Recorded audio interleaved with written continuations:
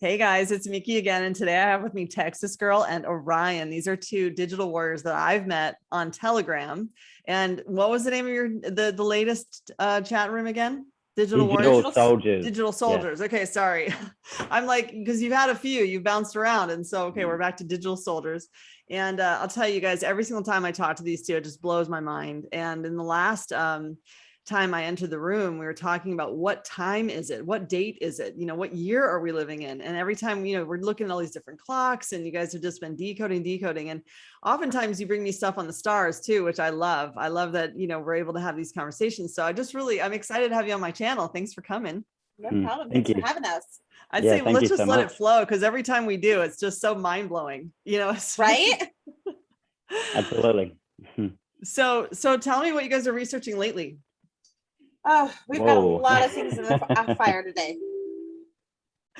I mean, TexasGirl, you're always just popping image after image after image. I mean, last time I remember looking into the diamond mines, and like you had all these images of like what looked almost like an owl's eyes in this. Absolutely. That's what electricity is. Yeah. Yeah. The owl is the god of electricity. So that's the Taurus field. That's why they worship the owl, Moloch. Okay, so they're doing that on the earth plane, and it looked almost like mines, like they were stepping down. Do you know what I mean? Kind of like a copper mine, but it was a diamond mine. Yeah, the diamond mine. So I think it was John McAfee. So he put up a picture on his kill switch, and so we all started looking into what that was and where that was. There's many diamond mines all over the world, and I believe actually Trump mentioned it in his speech in Arizona. So it's a very important, it's a blood diamonds. It goes very deep. Yeah. And it's a lot of deception and it powers a lot of the world, put it that way. Interesting. I notice also you've got the pyramid on your shirt, the Pink Floyd. Yeah, that's it. So spectrum of light.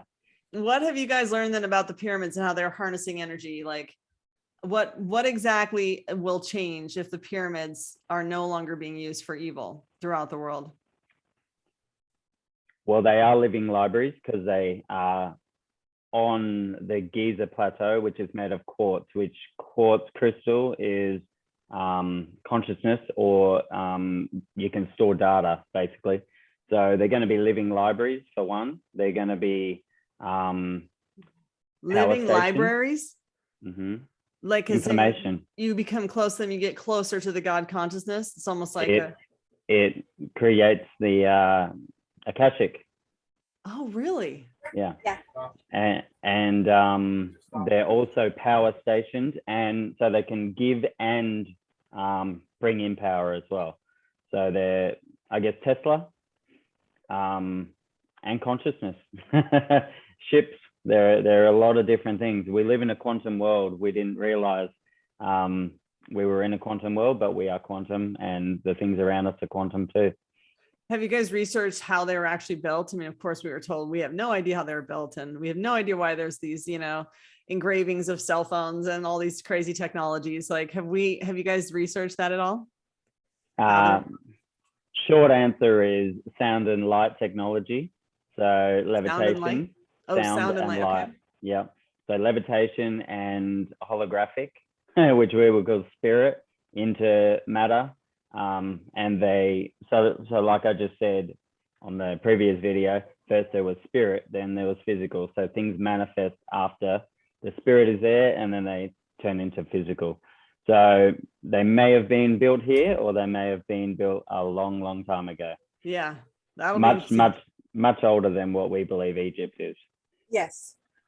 And of course, we know that it was built in the overall positions of Orion's belt, right? So the larger pyramid being the brighter stars, right?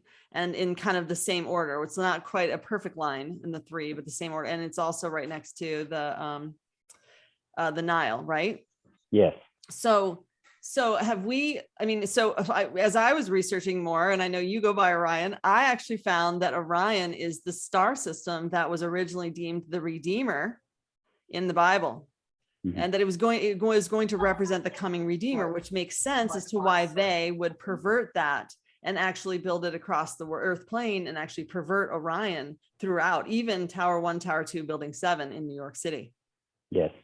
The patterns of Orion are very powerful. They say that the voice of God come from there, which spoke into creation, and also it's the universal clock. So the way that it rotates shows what time we're in, what season, Really? what epoch. Yes. So, okay. So then you're going to get into time. Let's just go there. Did you guys determine what year we're living in? And are we going to reset the clock after the second coming? You know, I believe so. I think there's been some new developments in the calendar since the last time we've talked, Mickey. It's way more complicated than we think. This is actually going back farther than the Mayans. So we believe that we may have found a link between the calendars. This was supposed to be 2012 was supposed to be the end of the Mayan calendar, right? Correct. So basically they're saying now that they've read the Mayan calendar wrong. So it's supposed to be December 21st of 2021. Because there's a so that would put us in 2012 now. Correct. Yes. And we would still be in the same month? You're saying it would be December now, not August. It's tricky. So we have a calendar that is like 5 days or 7 days, 7 days, 7 days. Right. It's meant to be a circle. So a circle is 360 degrees. Each degree is a day. So you need to divide that up into increments and weeks and hours and minutes and seconds. And that's how you find time. But the Mayan calendar, well, we were the sun calendar, Egyptian calendar, Mayan calendar. We're missing a lot in between. The lunar calendar, the Julian calendar, the Gregorian calendar. So you would really have to go back and find a time. We've been trying to locate through the moon, the months, and see when the full moon was to the next cycle and see how many days that was. But that's proved challenging because we have distortion of when we can start that. There's no start time. So we've come up with some understandings that a year could be 9 months. 9 means complete. So there's a 9-month cycle of when you're having a baby. So that is a natural law. Then we've got the 40 days of Noah when it rained. That is a natural moon cycle. So it could be 40 days. And then we've located certain days of the week that shouldn't be there. Saturn Day and those sorts of things. So we've been doing a lot of work to find that out, but we're still in progress. There's also the 13, which is the beginning and the end. So there could be a 13-month cycle as well. So that's we have what to I was determine. thinking. Yes. Yep. So and there's 13 star signs. So yeah, it's determining that. Hey guys, sorry, I'm a little late here, but I'm here. Yay. Well, we're recording Intuitive, just so you know. Oh, okay. All right, we got this. That That was really interesting with the Melchizedek. That was a beautiful thing. I really like that was put in there. It's very, very important. But anyway, what are you guys speaking about? We're talking about what time is it? What date is it? Where are we? Oh Lord, that thing. Yeah. So we've kind of come up with we have 7 days right now. Back then it was 5 days a week. So it was Moon Day for Monday. Tuesday was non-existent. So it was Wednesday is Woden's Day. Thursday is Thursday. Friday is Freya's Day. Friday is what? Thursday. Thursday. Yes.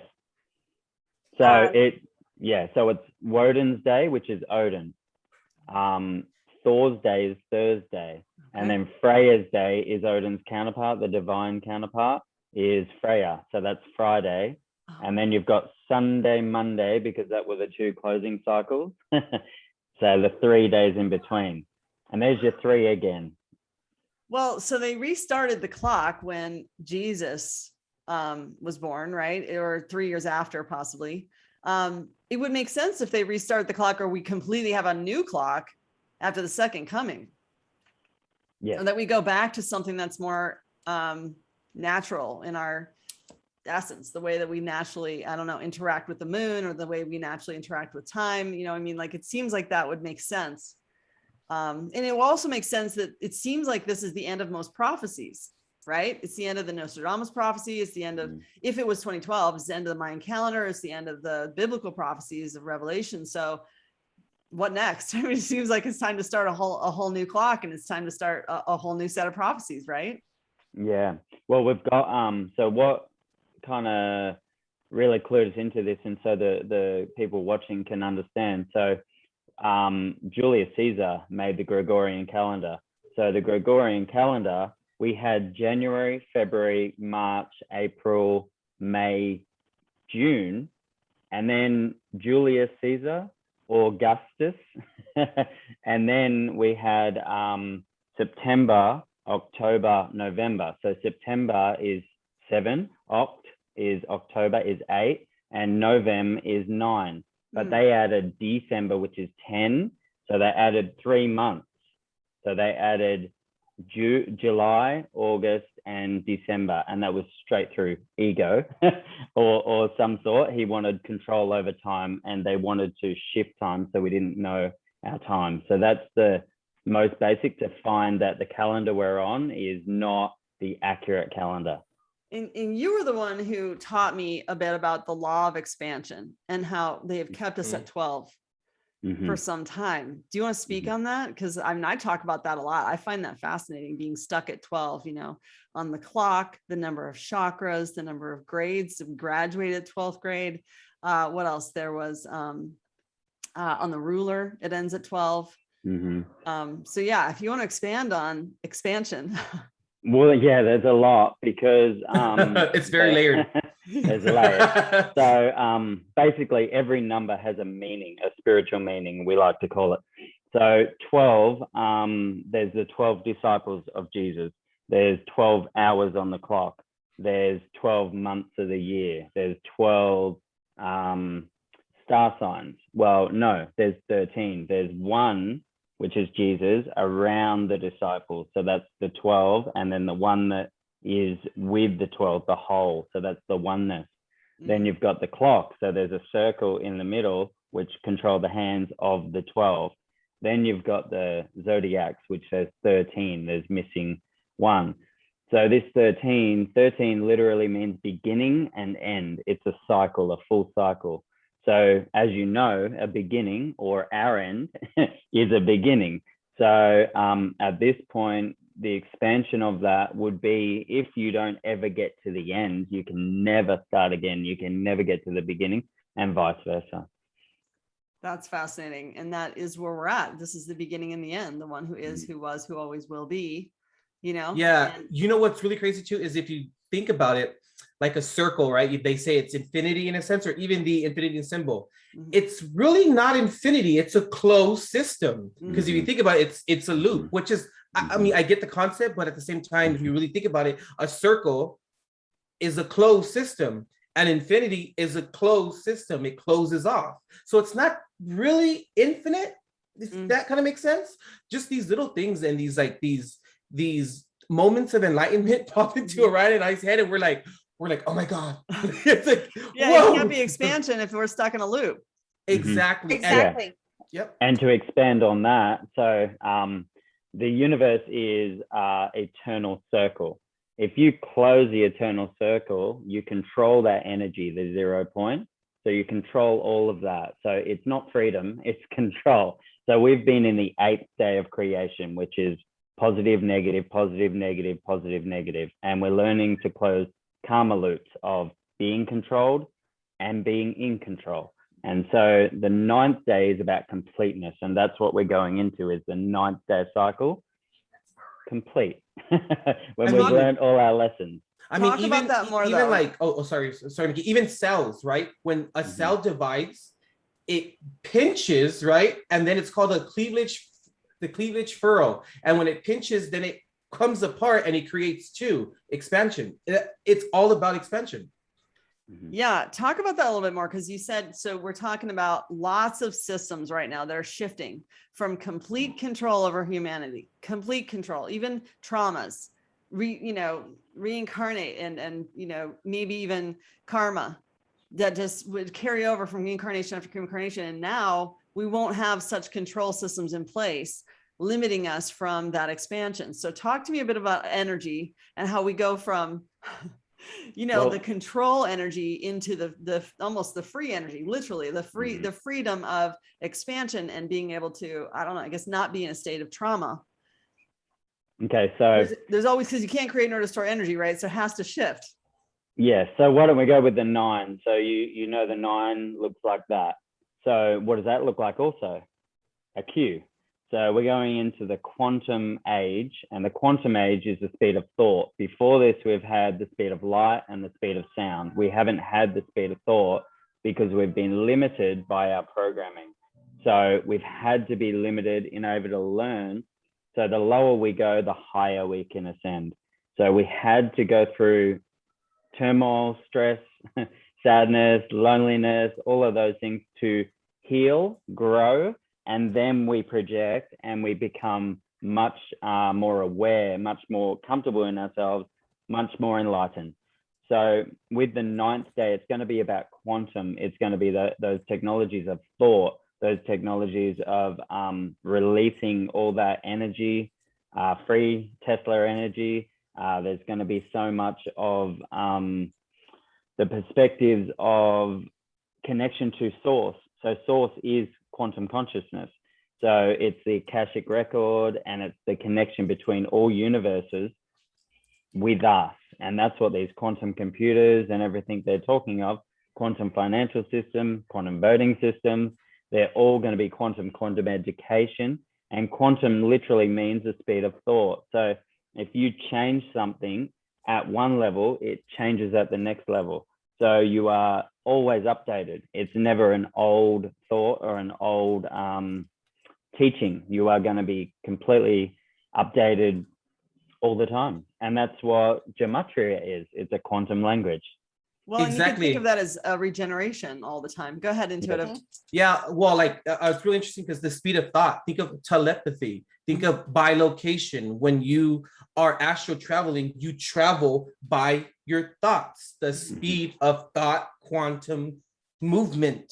It's all about, like Orion said, the speed of thought. So it has a lot to do with that. And we've not to say we've never had that before, but we never at least had it on Earth where we implemented it into the physical, because now we're ascending within the vessel. And that also has not happened either. It's always been which is fine, but you have an experience, an incarnation in a dimension, whatever the case is, and then from that, then when that incarnation ends, then you advance or you move to something else. Now here on Earth right now, we're actually ascending the vessel and the body within the dimension, within the experience, which is freaking amazing. That's why, if you think about it, it's just, God is so amazing. But we are doing it. And honestly, when you think about it, I feel like they're looking down on us going, oh my God, it's working. And it's and we're just I raised my little blue hand and was like, okay, I'll go. So I'm glad we're doing it and it's actually working. So thank God. Yeah. It's really, I love that you guys brought this up, because that's where my journey began 7 years ago.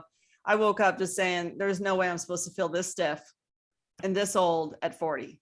And I started seeking, and you know what happens when you seek and you use the law of attraction, right? I found a shaman, a woman who started teaching me what I consider today as Jesus's practice. She taught me how to unwind my body. She taught me how to heal, self-heal. We are self-healing, organisms, and the body constantly wants to release tension because that's the control, right?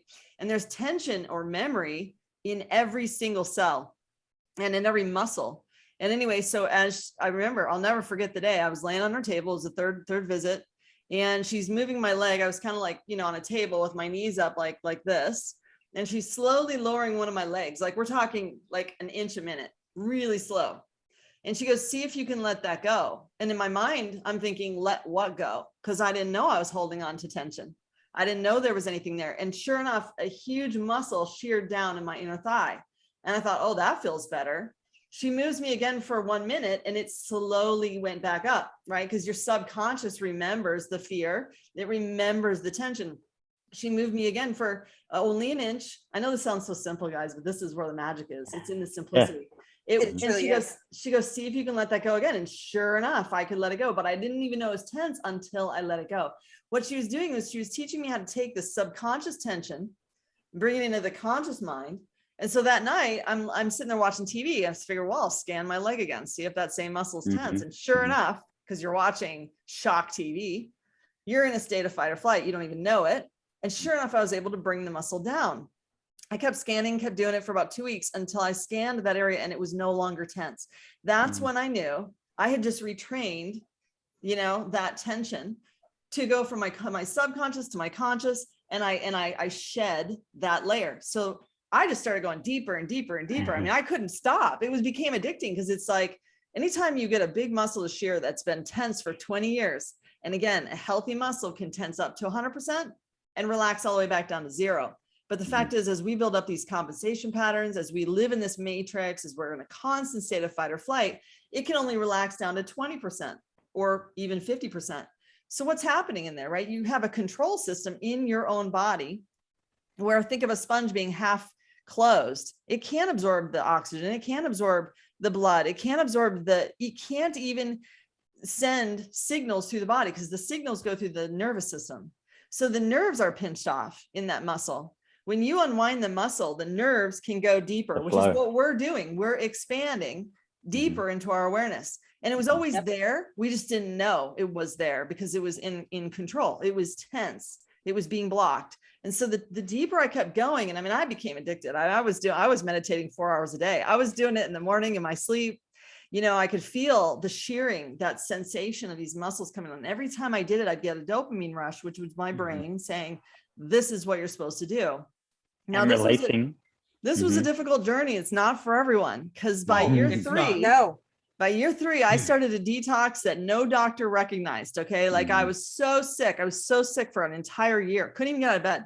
I was detoxing every heavy metal, every toxin, every plastic. I'm telling you, they put plastic in our foods. My organs were literally releasing everything that we'd been poisoned with. And, it was scary. It was because it has to come out through your eyes, nose, ears, skin, you have rashes, bowel and bladder. And my healing journey really took me inside, but the more I went in, the more I unlocked every chakra. So you can feel chakras moving like planets inside your body. They're literally multidimensional. Oh, absolutely.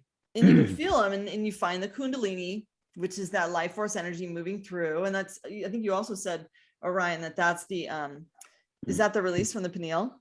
Yeah. It goes up your spine and it's almost be used like a truth detector. Oh yeah. So you'll feel it in the back of your neck when it's something that's particularly that you relate to or that is something of you and you talk, you'll feel it on the back of your neck. It's almost like a numb feeling. And it's a good guide, a very good guide. That's your intuition. Oh yeah, like when it comes to the Kundalini awakening, I tell people, yes, it's important. It's a beautiful thing. We want to do it. However, let it naturally come because literally when it goes up your spine, it goes through each chakra. And if you have a blocked chakra for whatever reason, whether subconscious, unconscious, whatever it is, and you have a blocked chakra, it literally will get stuck in that blocked chakra and it is extreme pain. So when it comes is when it does, allow it to come naturally. Don't try and force it on. Yes, align yourself and prepare yourself for the process, but don't force anything because if it gets stuck, I love that advice, but let me tell you what I've come to a conclusion on that because I think we're right on the same track with it. I can feel my Kundalini anywhere in my body because I've gone so many layers in, but where it gets stuck or where it moves, sometimes it's just unwinding that area. So you just have to let it keep unwinding because it's kind of like, I don't know, it's like if you had a ball of yarn and it was all wound up, you'd have to start at the end points. Yeah. That's why you have to start at the hands and the feet, the reflexology, and also the back of the head and the crown. So that's why they stuck stakes through his hands and his feet. Yes. and the crown of his head, was because he knew how to heal. He knew how to move energy out through his hands and his feet. Jesus, obviously, we're talking about. And that was why the crown of thorns. Yep. And so what I found about when you said the seizing, that's actually, you just went a layer in. And once your nervous system was able to connect to those muscles, it sent a signal to your brain that says, oh, this has been tense a long time. Let's take this person out. You need to lay down. And like your body can take you into anaphylactic shock. And hell yeah. And so when your nervous system connects, because again, if you can't feel it, you can't heal it. Mm-hmm. Just like this awakening. Pain is good. Yeah. You follow the pain, you follow the tension. And so if you have a seizing, it just means that it's a muscle that really needed to unwind for a long time. That's what I found. Oh yeah, no, absolutely. And just so people understand, so a lot of people hear about chakras and spinning chakras and working on chakras, and people go, I don't even know what a chakra is. So you have 7 chakras in your body. The bottom one is the red chakra, and it's called your root chakra. So you literally work on it. When you move out of your home with your mum and dad, and you go and get a house, and then you go and get a job, and you go and have a paycheck and pay your way through life, that is working on your root chakra. So you're doing it automatically, because when you get that independence, then you have power. When you have that power, then you relax, because you realize, I'm fine, I can do this, I've got the tools to do this. So then you go from your root chakra and you go up through the chakras. Now, the best thing is to look at a chart and realize on images of DuckDuckGo or something like that, is realize what each of these chakras do, the negative, the positive, and see what's happening in your life. And then you'll be able to recognize, that's what I'm working on. And just as an add, your favorite color is usually your power chakra. So for me, mine's blue. So it's my vision, it's my consciousness, my perspective. So yours could be your root. It could be your grounding to the earth. And that's why people say you have to ground. So chakras don't have to be done magically. They're done through life experience, and that will really help to understand them. And it took me 3 years of this unwinding practice to get into my root chakra. And I did have to unwind from the root up. That was how it did it. But I also was working the feet. So the more I would relax into, so again, my knees were up a lot. Like I'd be on my back, knees up, and I'm just trying to feel and soften my heels. That's because in your foot, the root chakra is in the heel, and there's chakra points all the way up the foot, right? And so once you can finally, and it took a long time, I've had a lot of patience getting into my feet, and rooting actually means letting go into the ground. We're actually levitating with tension. Yep. Mm-hmm. And when it comes to when it comes to healing as well, right? It's one thing to heal emotionally. That's important. Don't get me wrong. I mean, I've done a lot of damn healing emotionally. We all have, okay? I went through it. But there's another stage of healing where we must release it from the body. Because there's tension builds up within the body. It's called the fascia crystalline network. Crystalline Christ, So the crystalline network is within our body, and we bring that in from past lives as well, in previous incarnations. Like, I don't know, let's say we got a needle or something impaled through the ankle or something. We'll come in with those around the muscles or around the ankle that would tense up, and we'll usually have ankle issues or something to that effect. So it's one thing to heal emotionally, important again, but we must release it from the body and from the crystalline network, which then means that we healed that karma, that trauma, that issue, whatever it is, from that previous incarnation that can affect this one. And why is the pain or the circumstance within the body in this incarnation? To hopefully get to that point to release it from the body. It's a lot that goes on, but when you release it emotionally, that's the first step. And then you gain understanding, and you then, if you want to call it ascend, then that's when you release it from the body through the crystalline network. So I love what you just said, because what I think is that not only can you release every trauma, this life, past incarnation, and past generational, people have to understand is your trauma does not make you who you are. It is not your Absolutely. identity. It is not even permanent. It's nothing like that. It is 100% something you can release into the universe with love. And there are different techniques. So the technique I was using was really physical. I was literally mentally going into the muscle saying, how can I find, feel, and soften the next layer? But once I got stuck, I also got stuck on my left leg. It was like, I just couldn't quite unwind the left leg. And so I did a workshop with Alba Weinman. She's a deep hypnosis. I love Alba. She kind of carries out some of Dolores Cannon's work. And it was fascinating because through hypnosis, even a wide awake hypnosis, we weren't doing much. Oh, absolutely. They literally did an exercise where you had 4 of us in the Zoom call, just like this. And we were supposed to allow everyone to speak to our higher self.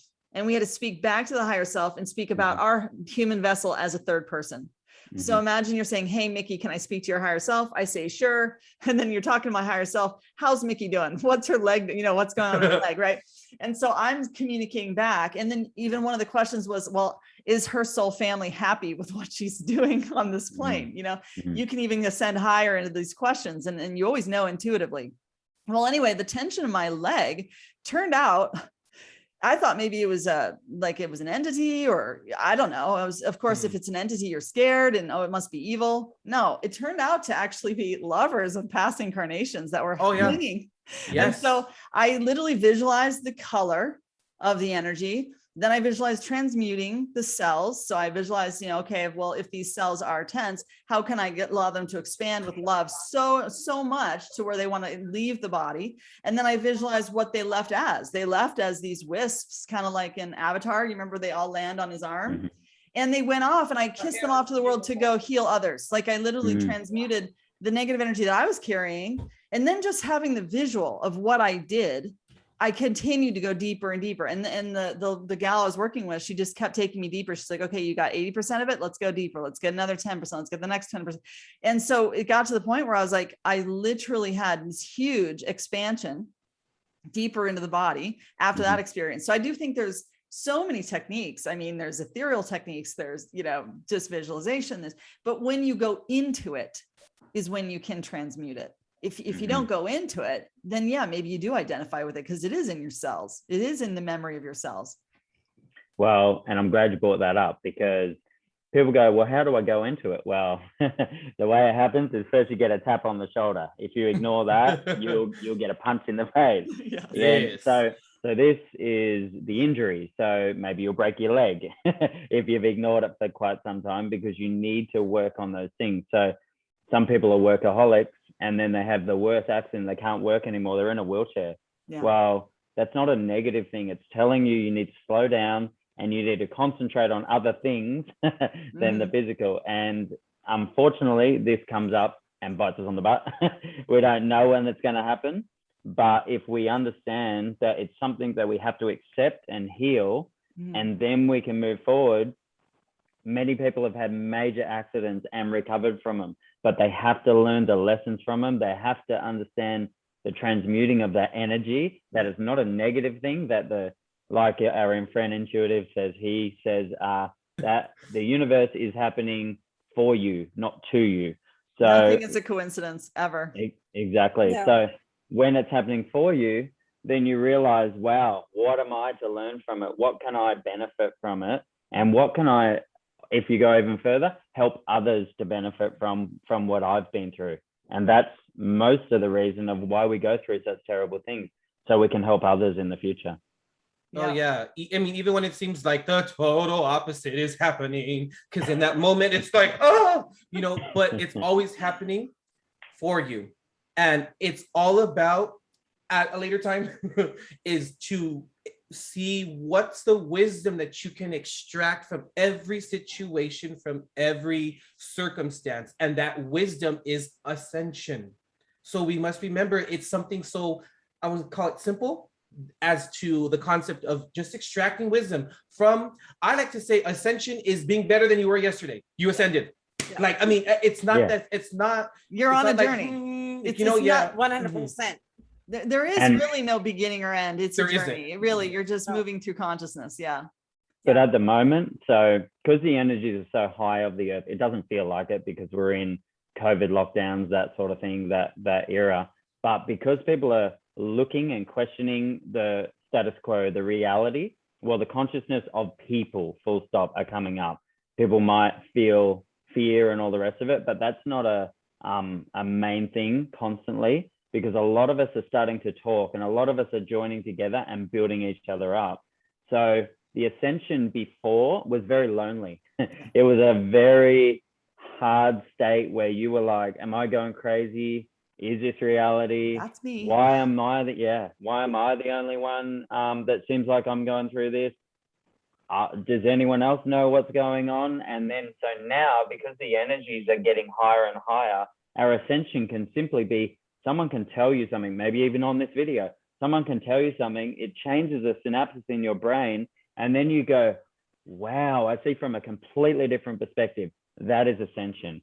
And so our goal on earth is to ascend with the physical body. So death is an ascension because you always go to a higher reality after, because you've learned many lessons on earth or in whatever density you're in. So when you go forward, you go to a higher level. Now we're ascending in a physical body, so we don't have to die in order to change form, and that is going to be the future, and that goes to quantum. So don't see ascension as a magical word. It's, you've done the work. And now you just have to accept it and realize, wow, I have a different perspective of what I had a day ago, a year ago, 10 years ago, based on something I've heard, something I've read, something I've learned and bought in from, let's say, source, from Quantum Connection. Yeah. And I love that Telegram allows us to do that together. Like really, the ascension, the growth that's happening in some of these chat rooms is phenomenal. It's something I've never seen before. Oh yeah, it happens in our chat room all the time, where literally people come in and they're like, I don't know how I ended up here. I'm like, well, I know how you ended up here because you needed to damn be here. That's how you ended up here. But yeah, it happens in Digital Soldiers all the time. And it's so amazing because once you get, I'm gonna call it the shit, once you get the shit out, then you have room to actually sit down and be like, okay, what do I want to do? Who am I? What's going on? And then it's with the ascension cycle, it's all about bringing in your knowledge, whatever that is. If it's looking at colors and breathing a certain way, whatever the hell it is, it's you're bringing your knowledge in. And initially, Earth, we were in ascension, and then we went to Ascension Plan B, which is Inscension. Right? And we've never done that before here on Earth, but we'll still call it Ascension just for context here. But we went to Ascension Plan B, which was going internal. And people don't really like to go internal. I mean, I live inside. I live inside, close the damn door, and I'm like, I'm down. Like, that's just me though. But yeah, like it's Inscension and Ascension Plan B where because the mind control was so, I mean, it still kind of is, but the mind control was so powerful that we had to go internal. Because let's say the initial or regular ascension was being activated from other people or outside of yourself in a sense to then transmute it internal. But it wasn't working because the mind control was so powerful. The alien technology, all this stuff was just too powerful on Earth. So then we weren't able to activate. We weren't able to even have a conversation about this stuff. So the activation was just not happening. So then it went to Ascension Plan B or Inscension, where we went internal, and we've all went internal, and we've all have come forward. But yeah, so I just thought I would throw that in there. But yeah, people should see this time as an activation of the human consciousness, and that's a good thing. And I love how the Earth is healing, just like the body. You have to draw it all out to the surface. You can't work with it if it's all hidden.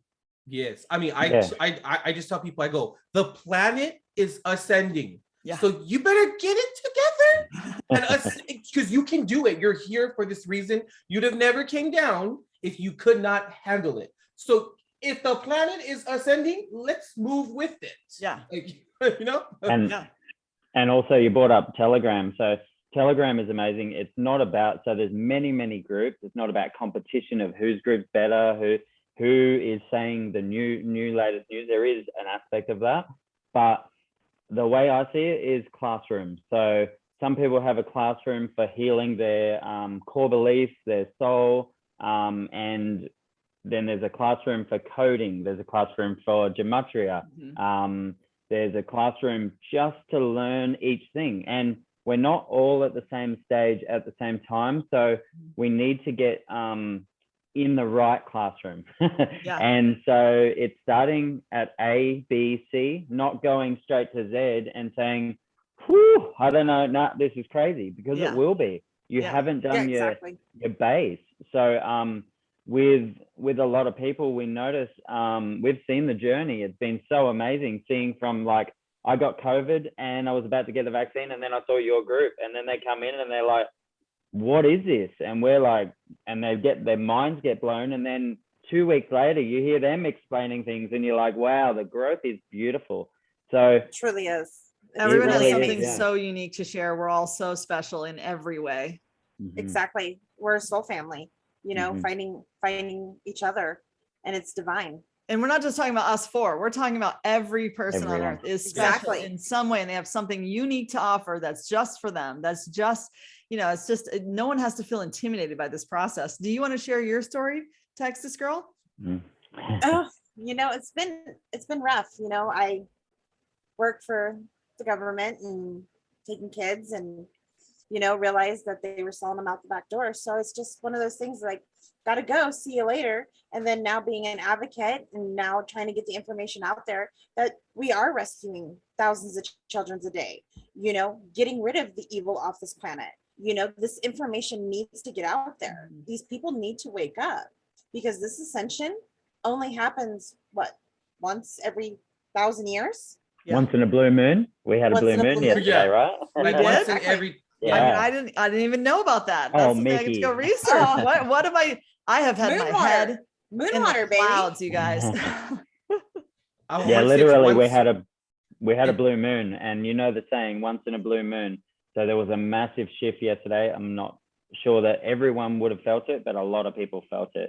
Yesterday was insane for me. Like, it was literally like angels telling me what to do. I just got to the point where I just listen to my intuition or my angels, whatever, and they show me the coolest stuff. I mean, I just go on it. I'm literally not even in control of it anymore. I'm just letting it completely flow. I mean, I have moments where I'm walking down like my hallway, and then I literally stop and I literally go, oh my God, that's so cool. I never thought about that. Like, it's crazy. Like a new idea, like an aha moment. Yeah. My brain was going 90 miles an hour yesterday, and I just couldn't figure it out. And I was talking to the boys, and I was just like, oh my God, there's a shift. What the heck's going on? I'm going this way. I'm going that way. I'm going, you know, bouncing around like everything's going on. And it's like, all right, got to calm down. Got to take that second. Got to breathe. But what you got to realize about these blue moons and these energetic times, if you're not aware of it, if you're not consciously thinking of it, it will happen to you and it will pass you by, because it could be simply someone saying, oh, did you hear about the blue moon? And then you look and go, it's not blue, it was red. I thought it was red. Do you know what I mean? And you miss it. So it's an energetic thing. And these colors are not colors. We're in a quantum world, like I said. So they explain things from understandings of only this can happen on a blue moon. So there is a specific thing that can happen. Maybe it's a portal opening between people, between spirit and physical. Then we had major breakthroughs that it's been years in the making, a lifetime. So we felt it. So just for the people watching, just think about yesterday. It was the 22nd of August, 2021. And think about, did anything shift for me? Because if you locate that, that builds your faith, that builds your connection to the energy, and you start to realize. It's like when you see an animal on the side of the road, it looks so cute, you feel that amazing warm feeling. But then you see an animal or someone hurting an animal on the side of the road, and you feel it's like prickly and horrible. You need to recognize those feelings, because those feelings are happening to us, but a lot of people aren't conscious of it. Let's talk about that for a second, because there's a lot of pent up energy in our bodies. And as we ascend, there are anxieties. I've got a few friends that tap like on a regular basis, or they've got, they can't sleep, or that, they've got shaking happening. I find that that's just pent up energy moving its way out. And the more you can, again, tune into it and allow it to release, the sooner it will move out, versus self-punishment or blame, or, oh, I'm not ascending like everybody else, or why am I so anxious? Anxiety is you doing the work. It is you moving energy out. And so just go into it and allow that to release. Again, visualize it releasing, or, right. I mean, that's something I think I've got a few friends that are really awakening, and they're like, man, I've tapped my whole life, almost like an ADHD type reaction to the world around me. And I'm like, that's just how your mind's releasing the stimulus.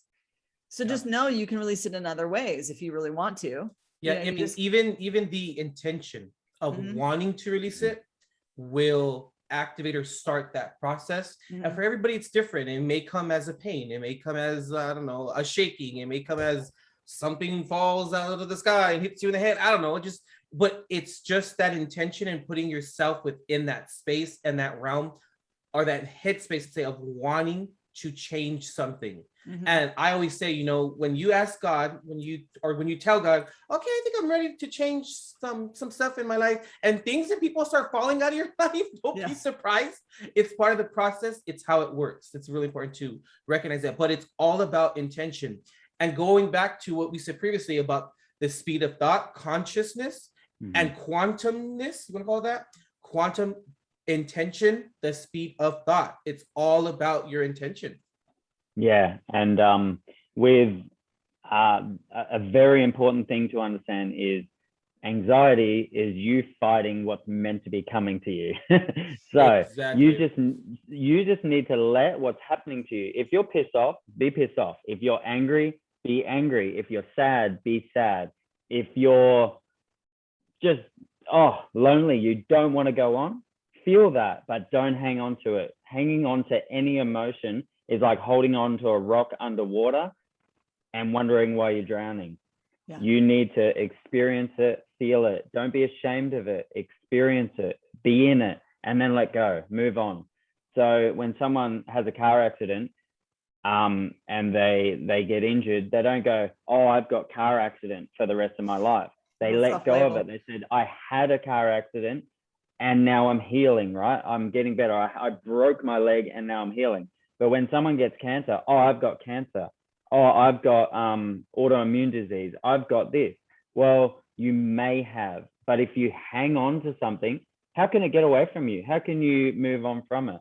So we have to realize that being in it is appropriate, and it has to be that way. I let go at a certain point, and realize that you can transcend it through energy, through thought. We are literally made of water. Water is programmable. So if we program ourselves with thought and words, then we will let go of it. Words have a frequency. Words matter. I mean, they matter. What you say to yourself matters every day. And it's one of the easiest ways to rewrite that program is to just change the variable. Oh, yeah. So if you think, oh, I have this disease, change it. Say, I am self-healing. I am a light being. I am moving light out from every chakra, as if it's all locked into my, as if my soul is locked into every chakra. And all I want to do in my life is release that light energy, because everything's just energy, release it wherever it needs to release in this moment. But I'm not going to hold on to any label, because that's not who. Nobody should ever identify. I feel like that's one of the most horrific crimes in the medical mafia system, in the control system, is labeling people with a disease name. Yes. And try, like Orion said, when something happens, feel it, be in it. However, don't identify or fix to the outcome of it, what you think it will be or what you think that it is. Don't identify that become a part of your identity. You don't want to fix yourself to the outcome. And I also want to bring up to Mickey, it's really important to the way that we speak to ourselves in our head. For example, I don't know if we pick up something that we weren't supposed to pick up and we call ourselves, oh, you're so stupid. You're not stupid. Don't call yourself stupid. That's how you program your subconscious. And then when you think of yourself, that will come up. I do it all the time now, where every now and then that'll happen just through programming. I'll call myself stupid or dumb. And then I'll literally stop and I'll say, Mark, you're not stupid. You're not dumb. Don't call yourself that. Like, people are like, The hell? I'm Well, like, and even better, replace the whole variable with I'm brilliant. Amazing. exactly. Amazing, Yeah. right? And that goes into words.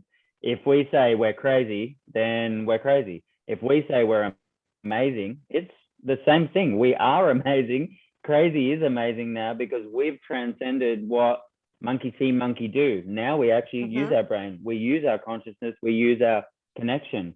So, Yep. I I'll love that you give just you- used perfect and crazy. I'm going to give it right back to you, but perfect is 73 in gematria, crazy 73 in gematria. So you can literally flip it just like that. Go ahead. And that's the positive and the negative. And they've given you the negative. Now it's time for you to take the positive.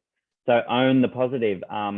When something happens that's weird, see it as, oh, wow, that's amazing. Because how can something weird be bad? It has to be something that you've not seen before to be weird. So it's really amazing. So it's just changing that language to yourself. A lot of people talk and they explain a whole thing to you that they know, and then they say, but I don't know. Well, you canceled out absolutely everything you've just said. Well, and I've been learning gematria from the -48 channel a lot. Obviously, that's penetrated in my consciousness a lot because so everything is mathematic. Everything is in the quantum realm. It is mathematics. So when we say words matter, every letter has a number value. And so when we, so I've started using Gematrix to look up what I'm manifesting. And literally it's like swiping left any negative thought. I just go through the list. I write down just the ones I want in that moment. And that literally brings me in tune with what I'm manifesting. And now I'll look up everything. Like you remember I had the Pepe frogs in my backyard. They're like the psychedelic frogs. Like you get them, you know, you look it up and it tells you kind of what the universe is telling you in the moment, because that's what you're noticing. That's in your consciousness. Yeah. And that goes into, if you see frog on the side of the road, look up the spiritual meaning of a frog. It's got so much meaning, and you'll be like, wow, what's this universe telling me now? So there's a language, and gematria is the same. Look up frog on the side of the road in gematria when you see it. These are all quantum, they're tools. So I'll give you the people watching exercise to do. So when we think of red, we think, but we don't think of anything. It might trigger a memory or something like that, but you want to control what you think of. So what does red feel like to you? What does it taste like to you? What does it smell like to you? So now you've expanded your consciousness. And so now what you can do is you can shut your eyes and say, where do I want to go inside of my body?